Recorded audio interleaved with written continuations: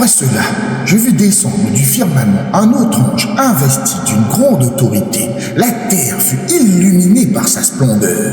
Il clama d'une voix retentissante. Elle est tombée, elle s'est effondrée, Babylone la grandiose.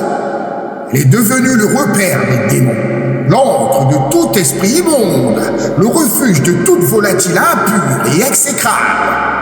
Car toutes les nations ont bu le vin de la fureur de sa luxure.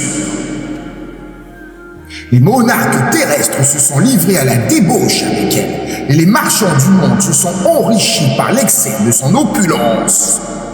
J'entendis une autre voix céleste proclamant « Éloignez-vous d'elle, mon peuple, afin de ne point participer à ses iniquités et de ne pas subir ses châtiments.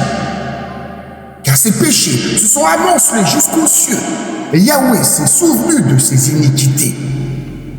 Rétribuez-la selon ses œuvres, rendez-lui au double selon ses actes, dont la coupe où elle a versé, versez-lui une double mesure. Autant elle s'est glorifiée et plongée dans le luxe, autant infligez-lui de tourments et d'afflictions, parce qu'elle proclame en son cœur « Je trône en reine majestueuse, je ne suis point veuve et je n'éprouverai jamais de deuil. » C'est pourquoi, en un seul jour, ces calamités l'accableront.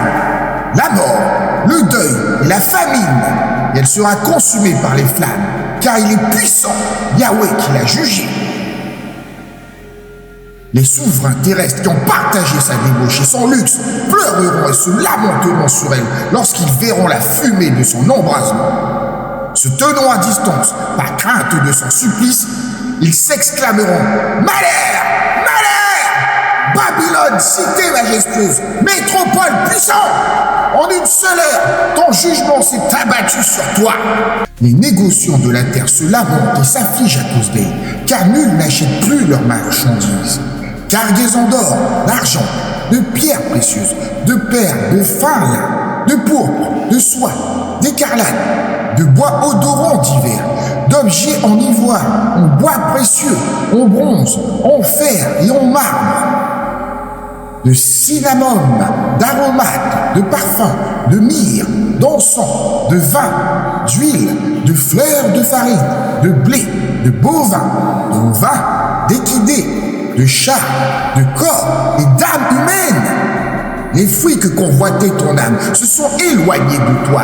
Toutes ces délicatesses et magnificences sont perdues pour toi et tu ne les retrouveras jamais plus.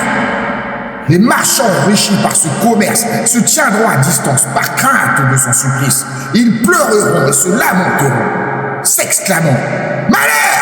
Malheur!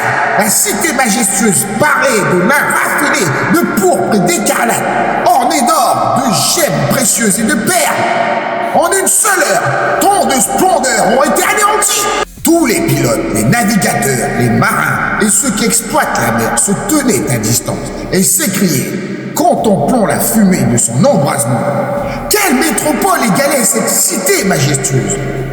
Ils répondaient de la poussière sur leur tête, pleurant et se lamentant, clamant « Malheur! Malheur! La cité grandiose où s'enrichirent par son opulence tous les armateurs maritimes. En une seule heure, elle a été dévastée. Régis-toi sur elle, ô ciel, et vous, saints, apôtres, prophètes, exultez aussi, car Yahweh vous a rendu justice en la condamnant. » Alors un ange puissant souleva une pierre semblable à une meule imposante et la précipita dans l'océan, proclamant « Ainsi sera violemment précipitée Babylone, la métropole majestueuse, et on ne la retrouvera plus jamais. On n'entendra plus jamais en ton sein les mélodies des harpistes, des musiciens, des flûtistes et des trompettistes. On ne trouvera plus chez toi aucun artisan de quelque métier. Le bruit de la meule ne résonnera plus dans tes murs. La lueur de ta lampe ne brillera plus dans tes demeures. Les voix de l'époux et de l'épouse ne s'élèveront plus dans ton enceinte, car tes négociants étaient les magnats de la terre. Et par tes enchantements, toutes les nations ont été séduites. En elle fut découvert le sang des prophètes, des saints et de tous ceux qui ont été immolés sur terre.